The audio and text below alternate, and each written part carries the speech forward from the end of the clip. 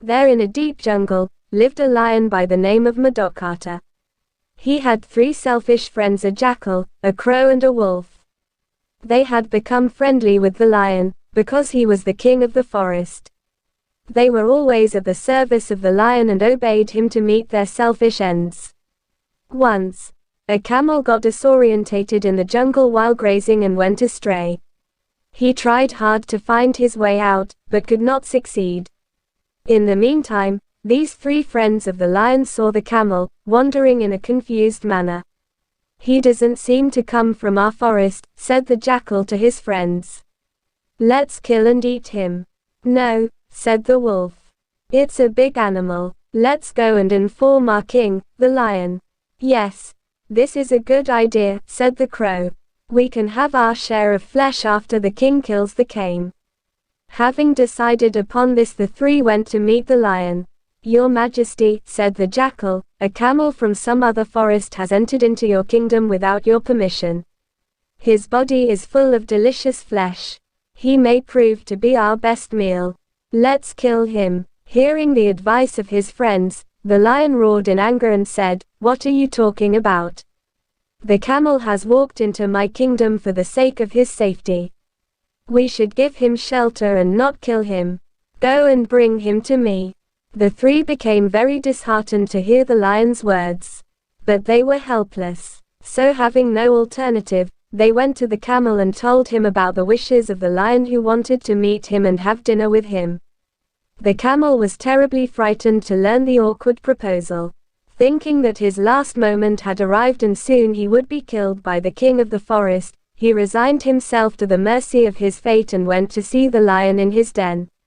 However, the lion was very happy to see him.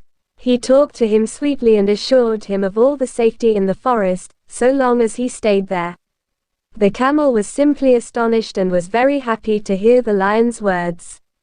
He began living with the jackal, the wolf and the crow. But once, bad luck struck the lion. One day, while he was hunting for food with his friends, he had a fight with a huge elephant. The fight was so fierce that all his 3 friends fled the spot in panic. The lion was badly wounded in the fight. Although he killed the elephant, but he himself became incapable of hunting for his food. Day after day, he had to go without food. His friends too had to starve for days together as they depended entirely on the lion's prey for their food. But the camel grazed around happily. One day the 3 friends, the jackal, the wolf and the crow, approached the lion and said, "Your Majesty, you're becoming weak day after day. We can't see you in this pitiable condition. Why don't you kill the camel and eat him?" "No," roared the lion, "he is our guest.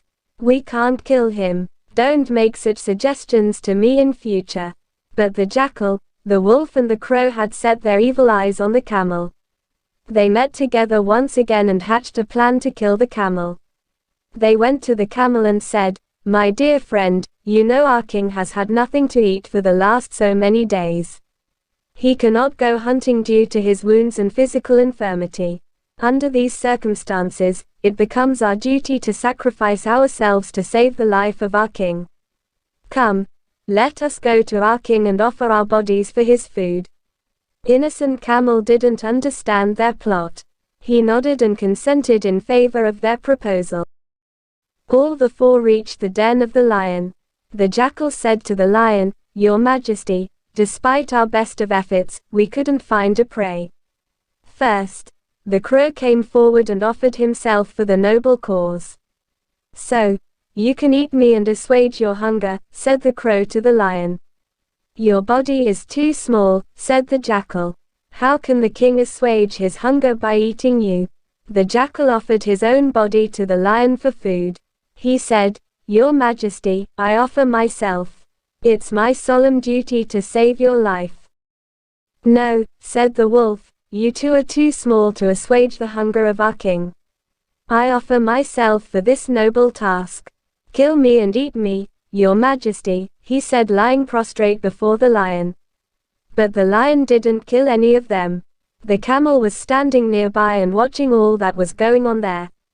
He also decided to go forward and fulfill the formality. He stepped forward and said, "Your Majesty, why not me?